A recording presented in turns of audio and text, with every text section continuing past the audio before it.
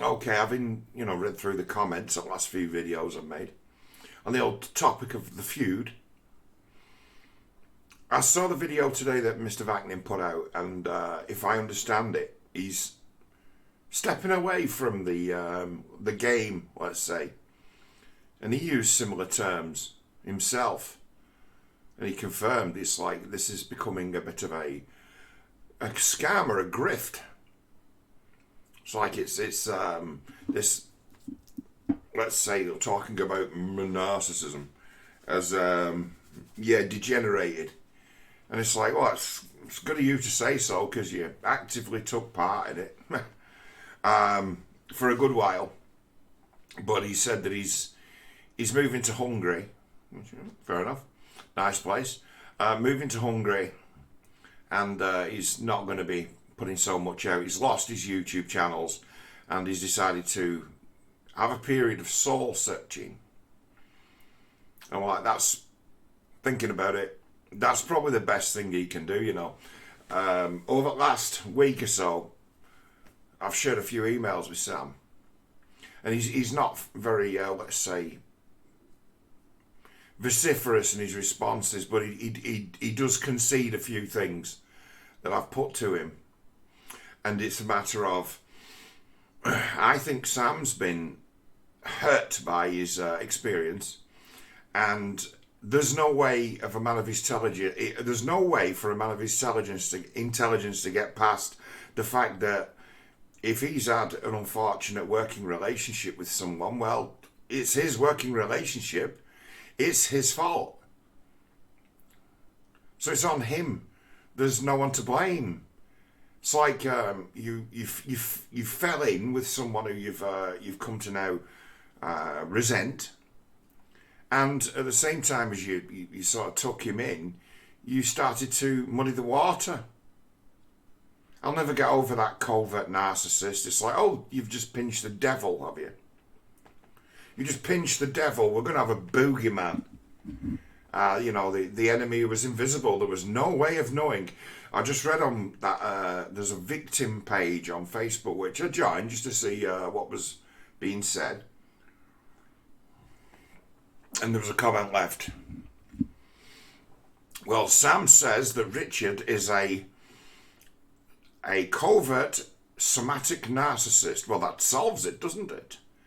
I'm like, okay, so this is why your kind of community is hopeless.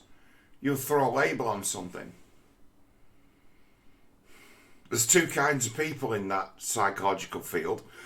Some that lump everything together and others that split everything. I'm more of a lumper than a splitter. Also, you can't talk about narcissism unless you're talking about sadism. You can't talk about narcissism and sadism unless you talk about addiction. You can't talk about addiction until you talk about core addiction to things like adrenaline, oxytocin, and dopamine. It's like this gets a bit complicated, doesn't it? And I'm like, well, I don't think you can ignore the chemical.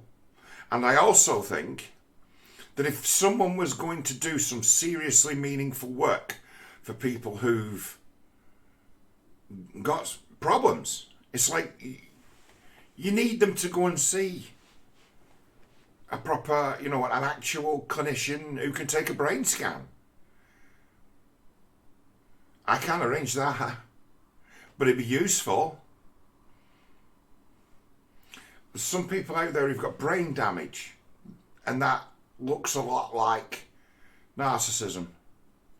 There's people with a brain tumour and their behaviour changes, and that appears to be like narcissism. You have people who'll have a stroke and the pattern of behaviour will change to something more like narcissism. So it's a big old tent, and it becoming a big old tent, it's where this things get slapped a label on, and then it's so, okay, we're slapping the label narcissist on it, right? What comes next? Oh, well, it's incurable. Is it? Who says? Sam Vaknin. Why? Because he's never found a cure for it. It's incurable. Who says? Richard Grannon. Why? Because he's never found a cure for it either. It's better ways of creating a world that better suits their needs is what's happened. It's like, it's okay to have a fox guarding the hen house if the fox knows he's a fox and takes the welfare of the hens seriously. And that's something where I think the system's fallen down. It's like people on the internet who come to you and say, I'd like to book you for some time, talk to you on the, right? As someone like myself who does that, right? You take a great deal of risk. It's like, can you handle that? And it's like, there are those who can and those who can't. And it's like, what makes you specially qualified to handle this, John? It's like, well, from being the age of 16, it was always my job to pick up the phone in less than 2 rings and talk to whoever's on the end of it. And I always thought nothing of it, and there were others who said, I couldn't do that. You never know who it's going to be.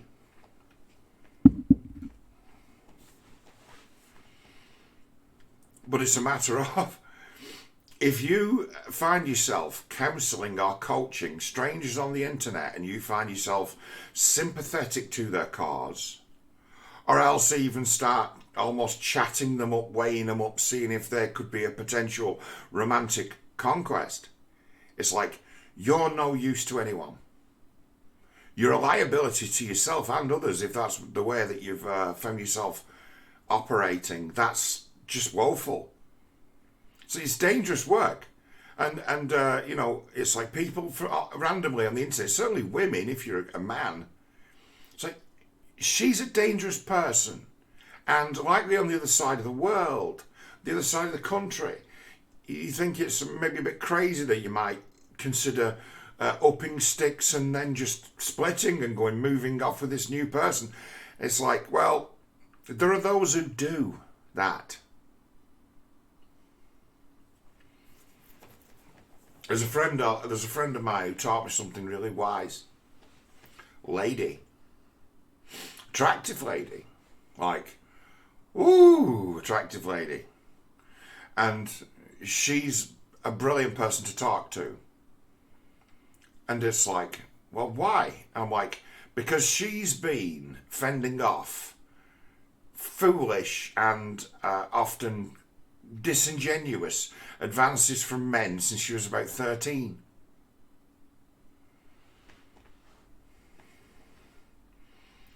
And she told me something that I'll never forget.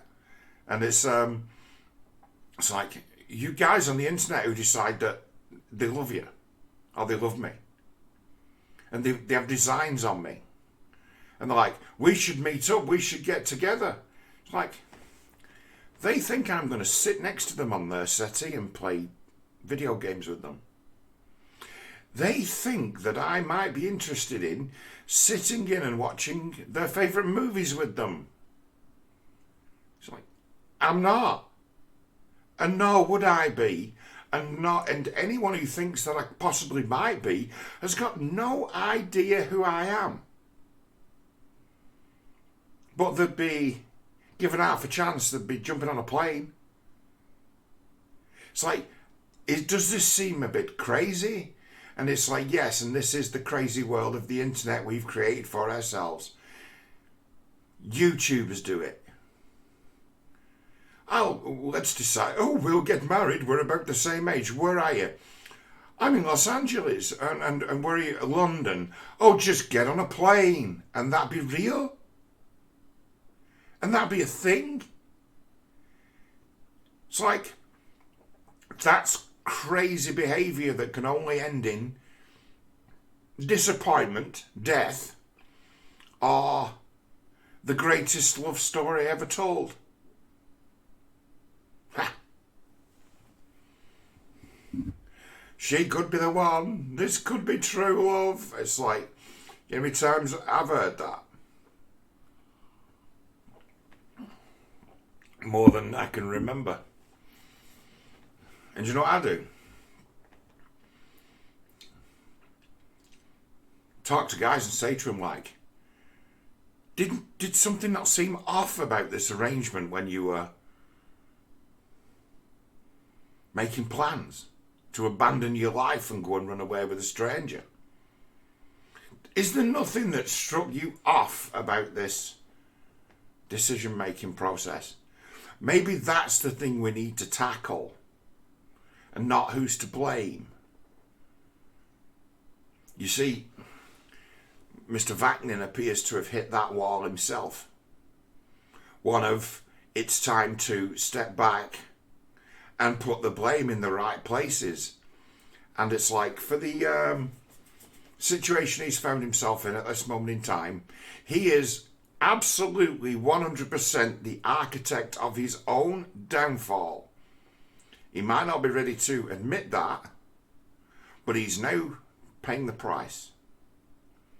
So good luck to Mr. Vaknin, and just from here, I think Sam's videos about history, and certainly that, if you can find it anywhere, that about 3-hour interview he gave to that guy about Israel and the Jews, is one of the best videos I've ever seen on the topic of the Arab-Israeli conflict, and he should be proud of that. It's like, Sam has got more strings to his bow than psychology. I say, I could listen to his insights on history and politics all day. I think as an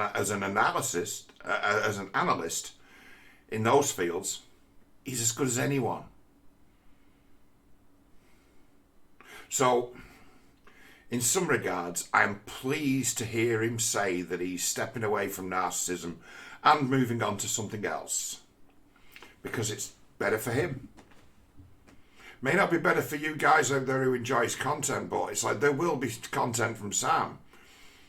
But, you know, maybe he'll talk a little bit about Nazis. Sam knows a great deal about World War II, and his insights are generally excellent. And on the other side of things, I ain't heard a dicky bird from Richard, and I never expect to. So, hey. But good luck to Sam.